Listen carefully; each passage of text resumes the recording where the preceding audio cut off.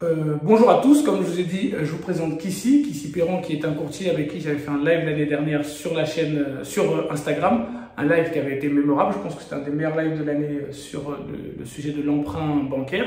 Donc Kissy, présente-toi. Bonjour, je suis Kissy Perron, je suis courtier en crédit et je vous aide à trouver un crédit pour vos projets immobiliers. Alors Kissy, à quoi sert un courtier? Dis-nous. Donc un courtier, c'est un chef d'orchestre, c'est quelqu'un qui vous aide à trouver un crédit pour vos projets immobiliers. C'est lui qui fait l'intermédiaire entre vous et la banque, entre vous et le notaire, entre vous et l'agent immobilier. Donc en fait, il vous enlève tout le stress qu'il faut pour que vous puissiez réaliser votre projet immobilier. C'est ça un courtier. Et quels sont les avantages qu'on peut obtenir en allant voir un courtier? En allant voir un courtier, vous faites un gain de temps et vous faites aussi un gain d'argent. Et surtout, si vous n'avez pas l'habitude de vous prendre les portes, c'est bien de déléguer ça à un courtier. Parce que quand on a un projet immobilier, c'est assez frustrant d'entendre non, non, non toute la journée. Alors, mais j'ai une question. Comment tu peux représenter un gain d'argent alors que tu as des honoraires? Explique-nous. Alors, pour certains courtiers, on peut avoir des négociations au niveau du taux parce qu'on a des barèmes plus intéressants. Pourquoi? Parce qu'on est apporteur d'affaires aussi pour la banque, dans le sens qu'on emmène des dossiers, une certaine volumétrie de dossiers à la banque. Donc, ça nous permet de pouvoir mieux négocier des conditions financières. Des taux que moi, par exemple, si je vais dans ma banque, je ne peux pas obtenir. Toi, en tant que courtière, il est possible que tu obtiennes un meilleur taux que nous.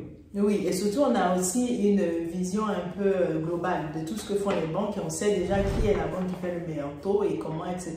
Parce qu'on a de l'antériorité par rapport à une situation. Quand vous nous présentez votre profil, j'ai déjà vu votre profil qui ressemble au profil de X ou Y, donc je sais qui c'est qui va le faire. Il y a un gain de temps énorme en fait aussi. Toi-même, déjà, tu as travaillé en banque? Oui, j'ai travaillé en banque. Pendant combien de temps à peu près? Pendant 12 ans. 12 ans, et après, tu as décidé de devenir courtier. C'est ça, exactement. Après, c'est mieux. Qu'est-ce que tu préfères? Courtier. Voilà. Quand tu reçois un nouveau dossier, dans combien de banques en moyenne tu déposes le dossier? Alors, ça dépend de votre profil, parce qu'il faut savoir que toutes les banques ne veulent pas forcément des mêmes types de clients. Il y a des banques qui préfèrent des fonctionnaires, il y a des banques qui préfèrent des chefs d'entreprise, il y a des banques qui préfèrent des jeunes. Donc, en fait, en fonction de votre profil, je vais déterminer quelle est la banque qui serait intéressée par vous. C'est comme un mariage, en fait. Si je vous marie avec une banque qui n'a pas envie de se marier avec vous, ça ne marchera pas. Donc, même des fois, on a envie tous les deux et ça ne marche pas. Voilà, non, si vous avez envie, quand la banque a envie de vous, elle fera le nécessaire. Si elle n'a pas envie de vous, si votre dossier est refusé, par exemple, par la caution, elle dira non et elle ne prendra pas d'hypothèque, par exemple, sur vous. Voilà. Alors, est-ce que tu es investisseuse toi-même à titre personnel?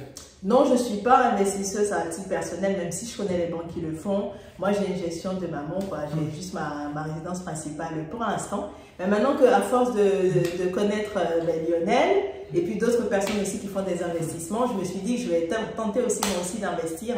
Et puis, je suis le cordonnier le plus mal chaussé en fait. Mais en fait, surtout que toi, c'est pour beaucoup de monde, il y a quand on investit, oui, il y a des périodes où il y a des choses qui sont compliquées. Pour beaucoup, le financement fait partie des épreuves compliquées. C'est ça. Toi, j'imagine que ça ne sera pas une grosse marche comme ça peut l'être pour quelqu'un qui n'y connaît rien. Il y a le financement, les travaux, tout ça. Bon, peut-être que les travaux, ça sera aussi dur pour toi. Oui. Mais le financement, c'est déjà pas une épreuve et tu n'investis pas. Je sais pas, j'y avais pas pensé en fait. Pourquoi tu n'as pas pensé? Tu travailles, tu fais investir des gens, tu n'as pas pensé? Toi, quand je vois ce que tu fais, quand j'ai vu tes élèves et tu mets les réussites participants, etc., c'est là que je me rends compte. Mais avant, je sais pas, je faisais que du crédit et puis je me sais tout quoi. Alors, la plupart des gens que tu accompagnes, en général, ce sont des gens qui investissent pour faire de la RP ou pour faire du locatif? La plupart des gens que j'accompagne font de la résidence principale. Pourquoi les investisseurs ne sollicitent pas? Parce que quand vous êtes investisseur, il faut nouer déjà une relation privilégiée avec votre banque. Ça ira plus vite pour vous déjà.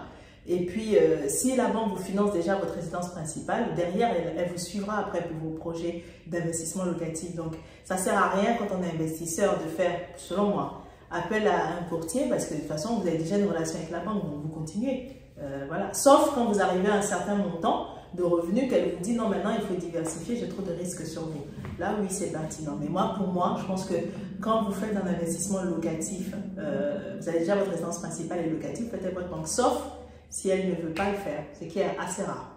Peux-tu financer les marchands de biens? Parce que beaucoup de débutants ont du mal à se faire financer un marchand de biens. Est-ce que toi, en tant que courtier, tu peux financer des marchands de biens? Est-ce que tu as déjà financé des opérations de marchands de biens? Alors, les marchands de biens comme toi ou tes élèves? C'est autre chose. Les deux. Ben, tes élèves, j'en ai financé. Oui, je sais. Les marchands de biens purs qui font ça comme Lionel, il y a des organismes qui le font, effectivement, qui se sont spécialisés là-dessus. Mais c'est juste que les conditions financières ne sont pas celles de la banque à 1%. Donc, si vous êtes OK pour ne pas payer 1%, pour payer un peu plus. Nous, ça coûte plus cher. Voilà, ben, à ce moment-là, oui, effectivement, je vais le faire. Mais tu as déjà financé, tu connais les banques qui le font. Oui. Les gens, par exemple, qui veulent faire une opération de marchand de biens, qui ont un peu de difficultés sur la partie financière, ils peuvent te contacter. Oui, ils peuvent me contacter. Mais du coup, il ne faut pas demander les mêmes conditions que la banque classique. Hein. Ah bah oui, non mais de toute façon, moi je le dis, si vous voulez faire une opération de marchand de biens, vous n'aurez pas les conditions, le taux à 1,25 et puis sur 25 ans. Déjà à 1,25, je ne sais pas, mais en tout cas, vous voyez ce que je veux dire. Aujourd'hui, est-il obligatoire d'avoir de l'apport pour investir? Pour investir en quoi? En résidence principale ou en résidence principale, est-ce que c'est obligatoire? Les deux. En résidence principale, ce n'est pas obligatoire, ça dépend de votre profil. Certaines banques acceptent de vous accompagner en fonction de votre profil. En investissement locatif, ce n'est pas obligatoire non plus. Ça dépend de votre profil, toujours. Quels sont les premiers points qu'un banquier regarde lorsqu'on vous pose un dossier? Le banquier regarde premièrement la façon dont vous gérez vos comptes. Si vous utilisez régulièrement votre découvert autorisé, ça veut dire que vous êtes déjà en difficulté. Donc, il ne va pas, lui non plus, rajouter des prêts sur une personne qui est déjà en difficulté. Donc, le découvert même autorisé, c'est un point négatif?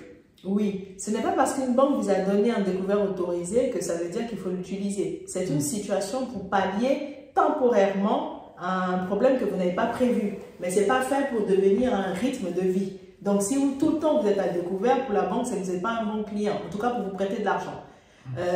Pour ce qui concerne aussi les commissions d'intervention, c'est pareil. Vous avez souvent des commissions d'intervention sur des comptes qui apparaissent. Ça non plus, le banquier, il tolère une, mais trois, c'est tout de suite non. Parce que ça veut dire que vous n'arrivez pas à vous en sortir. Pareil pour les avis à tiers détenteurs. L'avis à tiers détenteur, c'est quand vous ne payez pas, par exemple, vos amendes de stationnement ou quand vous devez une dette à l'État, hein, ça peut être une facture d'hôpital ou ce genre de choses. Si vous ne payez pas, que vous avez un avis à tiers détenteur, la banque, pareil, elle considère que vous n'êtes pas un bon payeur. Idem pour les retards d'impôts. Bon, maintenant, on n'a plus parce qu'on a un prélèvement à la source. Mais quand on n'a pas le prélèvement à la source, il y a des gens qui ne payaient pas. Donc, quand vous avez une majoration de 10%, ça aussi, certaines banques n'aiment pas. Parce qu'elle veut dire que si vous n'avez pas peur de l'État, ben, vous n'aurez pas peur d'elle. Donc, elle, du coup, elle n'y va pas. J'ai eu des problèmes d'impôts quand j'étais jeune. Parce que, tu sais, là, comme tous les jeunes, tu commences à percevoir tes premiers salaires, tu crois que tout l'argent est pour toi. Ouais. Tu l'as eu, ça aussi. Oui. Et puis après... Moi, j'ai un père comptable, donc c'était... Enfin, non. Un beau-père. Oui, mais moi, je n'avais pas un beau-père comptable, donc fallait les payer. Et je me rappelle, j'avais été aux impôts de ma ville, et j'avais dit à la dame, est-ce que je peux avoir un échéancier? Elle me dit, mais pourquoi? Je dis, parce que je pars en vacances. Elle m'a dit, mais c'est pas une raison, ça aussi. Et je me rappelle, j'avais payé 1400 € d'impôts en un coup de carte bleue, j'avais les larmes aux yeux. Enfin bon, maintenant j'ai compris que tout l'argent que j'ai sur mon compte, il faut que je prévoie. Ouais, toujours. Donc voilà. On m'a dit aussi que les jeux d'argent étaient quelque chose que les banquiers regardaient. Oui, certaines banques, quand vous avez un jeu d'argent, elles referment le dossier tout de suite. Hein. Quel que soit le nombre d'apports que vous avez, elles ne veulent pas de joueurs compulsifs. Mais même si on a des... Alors, je joue pas, hein, je joue pas, mais... Quelqu'un qui joue mais qui tient bien son compte, ça peut être quelque chose de certaines, elles ne veulent pas de jeu. Pas toutes, mais certaines, elles ne veulent pas de joueurs. Quand elles voient ça, c'est non. Peut-on encore se financer à 110%? Oui, selon votre profil. Alors, quels sont les profils qui, selon toi, peuvent se financer à 110%? Alors, ceux qui ont moins de 35 ans pour certaines banques, ceux qui ont de l'épargne mais qui ne souhaitent pas l'investir peuvent aussi se financer. Donc, en fait, tu es en train de me dire que la banque prête de l'argent aux gens qui ont déjà cet argent? Oui. Mais quand tu ne l'as pas, elle ne te prête pas. Non, il y en a qui peuvent avoir quand même un financement, même quand ils n'ont pas cet argent, parce qu'ils sont jeunes. Donc la banque considère qu'ils sont jeunes, donc c'est normal qu'ils n'aient pas d'apport. Donc du coup, elles peuvent financer. Pour d'autres, ils ont de l'argent, mais ils ne souhaitent pas le mettre. Donc du coup, la banque voit qu'ils ont de l'argent, c'est pas assez. Voilà, donc du coup, elles financent également. Pour ceux qui font aussi des investissements locatifs, la banque considère que c'est normal qu'on ne mette pas tout l'apport dans ces cas-là. D'accord. Donc il y a encore des possibilités de faire du 110%. Moi, je le vois au sein de mes formations, il y a des gens qui font du 110%. Je ne dis pas que c'est la majorité, parce que je ne sais pas, en fait, je ne fais pas de statistiques, mais le 110% existe encore, c'est possible encore. Alors, que risque-t-on si on ne veut pas domicilier ses revenus dans la nouvelle banque? Alors moi, la première question que je vous pose, c'est déjà pourquoi vous ne voulez pas domicilier vos revenus dans la banque? Parce que sincèrement, c'est une vision très court-termiste. Parce que la banque, là où elle gagne de l'argent, c'est justement sur la domiciliation de vos revenus. Le crédit immobilier pour la banque, il faut comprendre que c'est un produit de fidélisation. Elle utilise ça pour que vous restiez avec elle. Donc, si elle vous fait le crédit, derrière vous ne domiciliez pas, donc vous ne jouez pas le jeu, vous tirez une balle dans le pied, hein, clairement, parce que derrière, quand vous aurez d'autres projets à financer, ben, elle n'aura plus confiance en vous. Et donc, c'est dans votre intérêt de domicilier vos revenus dans une banque. Maintenant, pour répondre à la question, si vous ne domiciliez pas vos revenus, ben, le jour où vous reviendrez la voir pour lui demander quelque chose, s'il s'avère que c'est la seule à le faire, elle vous dira non. Elle dira que vous n'êtes pas un client pour elle. Bah, de toute façon, ça c'est je pense que c'est... En plus, j'aime beaucoup le mec qui m'a posé cette question, il est sympa et tout. Mais les gens ne comprennent pas que c'est des relations donnant-donnant. Ouais. Et étant donné l'argent, tu dois leur donner quelque chose. Et si tu les as eus, crois-moi qu'en plus la banque, à moins que tu sois Bill Gates ou quoi, ils ne vont pas revenir sur leur décision. Tu nous as eu une fois, tu ne nous auras pas deux fois. Exactement. Est-ce qu'on a parlé du coût d'un courtier? Quel est le coût d'un courtier? Combien ça coûte d'aller voir Kissy Perron? Alors, un courtier, il faut savoir que nos honoraires sont libres. Donc, certains courtiers sont au pourcentage, c'est-à-dire en fonction du montant que vous empruntez, sont à 1% pour la plupart. Ou alors, on fait un forfait, donc qui est compris entre 1 500 et 2 000 euros, que vous ne payez uniquement que si on vous a obtenu un crédit. Si on ne vous a pas obtenu de crédit, vous ne devez rien. Et on n'a pas le droit de vous demander une avance sur travail, quoi, en fait. Donc, on est payé qu'au résultat. Qui régit ça, les courtiers? Il y a une institution, il y a une commission, vous êtes... Oui, en fait, un courtier, pour exercer déjà le métier de courtier, il faut soit l'avoir par les diplômes, soit l'avoir par l'expérience professionnelle, soit faire une formation de 150 heures. Ensuite, il faut s'inscrire sur l'ORIAS, donc www.orias.fr. Tout courtier doit être inscrit dessus. Quelqu'un qui dit qu'il est courtier, qu'il n'y est pas, c'est qu'il n'est pas courtier. Donc, en fait, cet organisme qui est un organisme de l'État, chaque année, on paye pour être contrôlé. Ça coûte combien? On est le seul organisme qui paye pour être contrôlé. Ça coûte 30 euros. Bon, c'est pas... Voilà. Donc, ensuite, on envoie tous les documents à cet organisme-là et ensuite, cet organisme nous inscrit. Donc, il faut aussi être inscrit dans une association professionnelle qui va rassembler tous les courtiers, il y en a plein sur le marché. Et ensuite, on est contrôlé aussi par l'ACPR, qui est l'autorité de contrôle prudentiel et de résolution, qui contrôle tous les organismes financiers et bancaires en France aussi. Ben, ça a l'air bien régulé tout ça. Beaucoup. C'est bien surveillé? Absolument. Que risque-t-on si on dissimule des comptes? Parce que tu vois, par exemple, je veux acheter une maison et tout, je passe par toi. Je te montre les comptes clean, mais je cache les comptes un petit peu moins clean. Alors, il faut savoir que quand vous achetez des biens immobiliers et que vous faites une demande de crédit à une banque, cette banque, elle envoie sur votre dossier pour demander une caution qui, elle, par contre, centralise pas mal de banques, pour demander si la caution est OK pour financer votre dossier. Bon, moi, j'ai eu le cas, par exemple, de la cliente, elle n'avait pas donné ses papiers. Enfin, elle avait donné les papiers qu'elle voulait, elle avait dissimulé d'autres. Sauf que quand le dossier est arrivé à la caution a rappelé en disant il y a des biens qu'on n'a pas au dossier.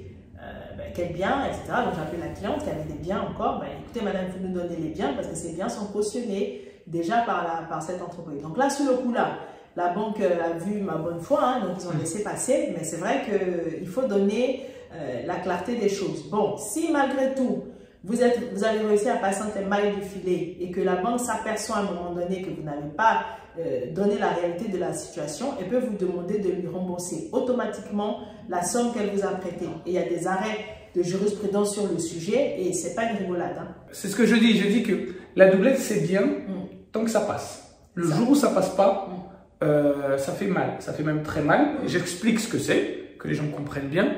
Et j'explique le risque et je le déconseille. Parce que la conséquence, si ça passe, elle est très belle, c'est vrai, il ne faut pas mentir. Mais si ça ne passe pas, vous pouvez foutre votre vie en l'air. Je me suis dit, mais pourquoi se tirer une balle dans le pied en fait? Parce que le banquier, il sera toujours là. C'est pas un organisme qui va fermer un jour. Oui. Donc aller se tirer une balle dans le pied et se faire blacklister par une banque, parce que clairement, faut savoir que si vous faites ça à une banque, vous ne pourrez plus jamais travailler avec elle. Donc c'est ridicule, moi je trouve. Alors en ce moment, il y a une petite remontée des taux. Est-ce que vous la constatez et quelles sont les conséquences selon vous sur cette remontée des taux? La remontée des taux fait perdre la capacité d'emprunt à des personnes. Voilà, j'ai un client qui peut emprunter 310 et la remontée 325 et la remontée des taux, il est descendu à 310. Quoi. Ça lui a fait perdre une capacité d'emprunt en fait. Et parce que moi, je pense que, franchement, tu ne vas peut-être pas être d'accord. Moi, je pense que la remontée des taux, c'est quelque chose de minime. parce que on avait des taux très très hauts. On est redescendu pendant, je disais tout à l'heure 3-4 ans, mais tu m'as dit encore plus que ça. On est descendu à des taux historiquement bas pendant plusieurs années. Pendant plusieurs années, on a eu des taux, j'ai même vu des taux en dessous de 1%, j'ai déjà vu. Et comment? C'était très bas. Ouais, on a eu des taux vraiment, je me dis, est-ce que ça couvre les frais de dossier? C'est pas bien. C'est cadeau. Il y a des gens qui n'ont pas investi. C'est ça. Et là, on a des taux qui commencent à remonter, donc on perd un peu de capacité d'emprunt. Je disais que pour moi, ça allait accentuer la différence entre les riches et les pauvres. Et toi, tu me disais oui, mais non. Qu'est-ce que tu en penses vraiment? Moi, je pense que plus le temps avance, plus ça devient dur. Parce que moi, je me rappelle quand j'ai commencé à travailler en banque, quand je travaillais en banque, à l'époque, les gens avaient 1200 €, ils empruntaient, c'était pas un sujet. À l'époque, il y avait l'appel accession, donc il y avait des femmes seules qui achetaient. Et en fait, une partie du crédit immobilier était payée par l'État. L'État leur versait un appel qui était directement versé à la banque. Je me rappelle de ça. Ça marche encore, ça? Non, ça a été supprimé. Donc, bon, ben, voilà. Mais il y a eu beaucoup de choses. Et surtout, moi, je pense que les taux, c'est une fausse excuse parce que quand j'ai acheté mon premier bien, je te disais, je gagnais 1190 €. 1190 €. Et j'avais un petit apport, mais à 1190 €, j'avais un taux à 4,5. Et l'appartement, quand je l'ai revendu, j'ai gagné de l'argent. On peut gagner de l'argent même avec des taux élevés. De toute façon, même avec des taux élevés, ça ne va pas rester tout le temps élevé. Les clients qui sont à 4,25, je ne sais pas, ils ont racheté plus tard à 2%. Et après 2%, quand les taux ont baissé, ils ont encore racheté. Ils ont réduit la durée du prêt pour être gagnants. Voilà, ils se sont adaptés à la période, quoi. En fait, plus le temps passe, plus les choses se complexifient. Donc, se dire, je vais attendre que ça avance, ça ira mieux, c'est une utopie. Hein. Parce que, ouais, c'est ce que je vois, c'est que... Et je me dis, aujourd'hui, les gens qui gagnent 1005, qui attendent, dans 10 ans, avec 1005, tu auras quoi? Rien. Est-ce qu'il y a des saisonnalités dans le sens, est-ce que les banques, des fois, te disent, en ce moment, on a moins de dossiers, est-ce que tu peux nous envoyer du dossier, ou en ce moment, on est vraiment full? Comment ça se passe? Alors, il faut comprendre que la banque, c'est un organisme qui se respecte, ou je ne sais pas si on peut appeler ça comme ça, mais ils vont vraiment vous dire, donnez-moi du dossier. Nous, on est courtiers, on le sait. On sait que les banques ont besoin de dossiers à telle ou telle période. Donc, normalement, une banque, c'est un organisme, c'est une société, comme n'importe quelle société, et son chiffre d'affaires, on le fait les 9 premiers mois de l'année, comme toute société. Si les 9 premiers mois de l'année, c'est pas fait, c'est un peu compliqué. Hein. Bon, les 3 autres mois qui restent, voilà, c'est juste un bonus, quoi. Très bonne réponse. En ce moment, il y a la question du HCSF. Alors, c'est le Haut Conseil de stabilité financière qui a changé ses règles. Est-ce que tu peux nous dire en quoi les règles ont changé et quelles sont les conséquences pour les clients et quelles sont les conséquences pour vous, les courtiers? Alors, le Haut Conseil de stabilité financière a décidé que la machine à crédit immobilier était trop importante en France. Donc, il a décidé de réguler ça en précisant le mode de calcul du taux d'endettement et en le rendant contraignant pour les banques. C'est-à-dire que les banques sont obligées de respecter ça. Alors, ce taux d'endettement, il dit quoi? Il dit que pour calculer votre taux d'endettement, il faut faire charge divisé par ressources. Donc, ça veut dire tous vos crédits divisés par vos salaires. Quand on fait ce calcul, on obtient très rapidement 33%. Ce que ça change pour les investisseurs, notamment ceux qui sont sur des questions de cash flow, c'est quoi? C'est qu'avant, certaines banques faisaient le différentiel. C'est-à-dire que, par exemple, je vais faire grosso modo, on va prendre une banque qui ne fait pas de pondération. Vous gagnez 800 € de revenus locatifs, vous avez un crédit immobilier de 850. Elle faisait 850 moins 850, 0. Donc avec ça, elle considérait que vous n'avez pas de crédit. Ça, c'est sur le cas d'une banque qui ne fait pas de pondération. Donc dans ces cas, dans ces conditions-là, les investisseurs pouvaient continuer à investir continuellement puisque la banque faisait ce calcul différentiel. Maintenant, le Haut Conseil de stabilité financière a dit non, maintenant c'est charge sur ressources. Conséquence, beaucoup d'investisseurs sont bloqués, ils ne peuvent pas investir. Alors, j'ai aussi appris qu'il y avait des exceptions. Oui. Alors, qui bénéficie des exceptions? Quelles sont les exceptions? Comment ça se passe? Dis-nous là, ils veulent savoir ici. Donc les exceptions, c'est pour ceux qui vont acheter leur résidence principale. Là, le Haut Conseil de stabilité financière permet une dérogation pour eux. Et puis les banques aussi la possibilité, dans la limite d'un certain pourcentage de leur production, de dépasser ces conditions-là. Mais il faut qu'elles écrivent dans leurs règles, qui soient connues, en tout cas de leurs collaborateurs, quelles sont les personnes pour qui elles autorisent et pour qui elles dépassent ces conditions. Il faut que ce soit écrit en fait. Est-ce que tu finances des professionnels? Et comment ça se passe pour financer quand on est un professionnel, tout ça? Alors oui, je finance des professionnels. Par contre, quand vous êtes porteur de projet, moi j'ai tendance déjà à vous orienter vers des organismes tels que Initiative France, qui vous donnent en fait des prêts d'honneur et puis qui sont en général gérés par des banquiers. Enfin, c'est pas qu'ils sont gérés, mais ils ont un comité à l'intérieur qui est composé de banquiers. Donc quand Initiative France, par exemple, vous donne un prêt d'honneur, c'est beaucoup plus facile pour vous derrière d'avoir des prêts des banquiers. Ça, c'est pour le porteur de projet. Pour les entreprises qui sont déjà avancées, normalement, votre propre banque vous suit. Et quand ce n'est pas le cas, moi, j'ai un organisme que je connais bien, avec qui je travaille, qui peut vous aider sur vos prêts professionnels. Est-ce que tu peux nous dire le meilleur moyen d'avoir un différé pour toi? Alors, je sais. Ah, mais je te pose les questions des internautes. Hein, c'est pas. Mais il faut avoir des travaux. Hein. Si vous avez des travaux, n'importe quelle banque vous accorde un différé. Hein. Si maintenant la banque dans laquelle vous êtes ou que vous avez sollicité ne vous l'accorde pas, ben, il faut aller dans une banque qui vous l'accorde parce que ça c'est logique d'accorder un différé. Après, pourquoi est-ce que des fois le banquier vous dit j'accorde pas le différé? C'est juste une question de délégation. Parce que dans certaines banques, la délégation de 12 mois de différé, c'est le directeur. Et s'il veut 24 mois, il faut qu'il fasse monter ça à son directeur régional. Et des fois, il n'a pas envie, hein, tout simplement, de le faire parce que c'est contraignant. Il faut rédiger des règles, il faut expliquer le dossier, etc. Donc, des fois, il n'a pas envie. Donc, il va vous dire, moi, c'est 12 mois, c'est tout. Alors, j'ai une question là ici qui est comment faire baisser mon taux d'endettement? Alors, aujourd'hui, il faut savoir qu'il y a certains établissements bancaires qui peuvent continuer à vous financer malgré les règles du Haut Conseil de stabilité financière en se basant sur la valeur de votre patrimoine. Du coup, ceux qui ont investi dans des campagnes ou qui ont investi dans des endroits où il n'y a jamais personne et où le cash flow restera ce qu'il est et où la valeur du bien ne prend jamais 1 euro de plus vont être très bloqués parce que leur patrimoine n'a pas pris de valeur. Et puis attends, parce que tu dis très bloqué. Encore si c'est bloqué, ça va, parce qu'il y a des patrimoines qui baissent.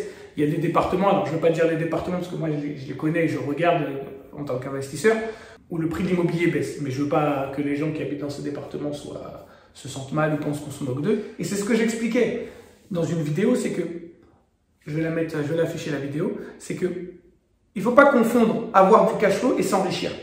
Parce que quand tu as un appartement, tu achètes un immeuble de rapport à 100 000 euros, cet immeuble de rapport-là, en général, ce qu'ils font, c'est qu'ils font beaucoup de travaux pour pouvoir avoir pour pouvoir défiscaliser beaucoup les loyers. Donc, ils font des fois des montants de travaux supérieurs au prix du bien. Tu finances 150 000, ok? Ton bien, tu l'as acheté 100 000, donc ça te fait 250 000, en gros, hein, je ne parle pas des frais notaires. Donc, tu as un bien qui vaut 250 000 dans un secteur où les immeubles de rapport se vendent 100 000. Alors, on va dire, comme tu as fait des travaux, le tien, il est peut-être un peu mieux, il vaut 150 000, mais il ne vaudra jamais 250, tu vois, parce que l'immobilier ne monte pas assez. Donc, en fait, tu as une dette sur quelque chose qui ne prend pas de valeur et peut-être même qui en perd. Donc, je ne sais pas si toi, les banques font attention à ça, mais je me dis que, en fait, tu as un patrimoine qui baisse et si tu perds un locataire, bah, tu te retrouves dans la merde parce que, comme c'est dans les campagnes, retrouver un locataire, c'est plus difficile. Ou sinon, tu as des locataires qui sont beaucoup tributaires de la CAF, des choses comme ça. S'il y a un changement de loi, ou la CAF baisse ou quelque chose comme ça, qu'est-ce que les banques font attention à ça, tes précédents investissements, tout ça? Alors aujourd'hui, en fait, ceux qui ont des biens dans lesquels ils ont investi, qui ont pris de la valeur, ils pourront continuer à investir grâce à ce mécanisme-là où ils auront des prêts par rapport à la valeur de leur patrimoine. Mais ceux qui ont investi dans des biens où le bien n'a pas pris de valeur, c'est juste purement une opération où il a juste du cash flow, bah, eux, il va falloir qu'ils augmentent eux-mêmes leurs propres revenus pour continuer à investir ou qu'ils restructurent leurs prêts. Par exemple, si les prêts sont sur 15 ans, vous pouvez tout rassembler pour les mettre sur 35. Les banques peuvent aller jusqu'à 35 ans si on regroupe des prêts. C'est-à-dire on prend un prêt sur 15, on prend un prêt sur 20, on prend les deux et on l'étale sur 25 ans et on diminue l'endettement et on prend une hypothèque sur les biens. Donc ça, c'est possible. Mais les banques ne veulent pas forcément une hypothèque sur un truc mal placé. Aussi, parce qu'en fait, avant de prendre une hypothèque, la banque a besoin de connaître la valeur de votre bien. Donc elle va demander une expertise pour savoir ce que ça vaut. Et je te dis tout de suite, moi, tu connais mieux les banques que moi. Les banques savent très bien ce qui est bien placé, ce qui est pas bien placé. Elles vont pas mettre une hypothèque sur un immeuble de rapport au fin fond de la campagne où elles savent que ça prendra pas de valeur. Alors après, ce qu'il faut faire dans ces cas-là, si ça se présente, ben vous avez des organismes d'expertise qui sont reconnus. Vous prenez un expert qui va expertiser, qui va vous donner un dossier avec une valeur. Et quand vous avez ça, normalement, la banque peut suivre. Parce que le business d'un banquier, on est bien d'accord, ce qu'on disait tout à l'heure, c'est il prête de l'argent en essayant de prendre le moins de risques possible. C'est ça son business. Il préfère être sûr de récupérer peu que de récupérer beaucoup avec du risque. Voilà, c'est pour ça que, comme je disais là, aujourd'hui, ceux dont les biens ont de la valeur, c'est-à-dire qu'à la fois, ça leur amène de l'argent, du cash flow tous les mois, et à la fois, c'est un bien qui lui-même prend de la valeur, ils pourront continuer à investir. Ce qui est plus dur à faire en investissement. C'est plus dur? Moi, je ne sais pas, je n'ai pas investi. Trouver un endroit où tu peux avoir du cash flow et que l'immobilier monte, c'est compliqué. Ah, bon, en tout cas aujourd'hui, ceux dont les biens ont de la valeur pourront continuer à investir. Ceux dont le bien n'a pas pris de la valeur, ils vont rentrer dans les conditions au Conseil de stabilité financière et donc du coup ils sont à 33%. Et c'est ce que je disais, c'est qu'il faut savoir arbitrer. Des fois, il faut savoir revendre un bien pour pouvoir récupérer de la capacité d'endettement et investir sur autre chose. Le problème de ce type d'investissement, j'y reviens, c'est que ce sont des biens durs à revendre. Parce que tu as 250 000 euros, mais qui va mettre 250 000 euros dans ton immeuble si dans la ville, il peut en trouver un à 120, 130? Aussi. Au bout de combien de temps en CDI peut-on emprunter? Alors, ça dépend de l'entreprise dans laquelle vous travaillez. Si c'est une très grande entreprise qui est connue, et une fois que vous avez passé la période d'essai, vous pouvez tenter vous pouvez déposer un dossier. Si c'est une petite entreprise qui est créée depuis moins de 3 ans, qui est un peu plus fragile, il faut attendre au moins 1 an ou 9 mois pour présenter votre dossier à la banque.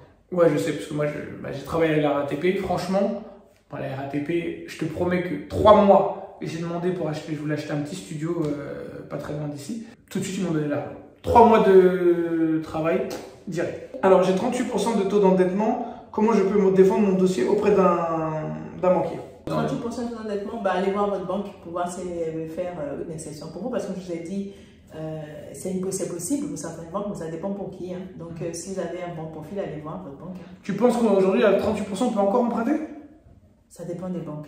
Il y a des banques qui... Non, mais ça existe, parce que des gens se disent... Non, mais si je prends quelqu'un qui est en banque privée, par exemple, il y a des montages que les... Oui, mais en banque privée, non, mais... Mon audience, ce ne sont pas des riches, ce sont des futurs riches.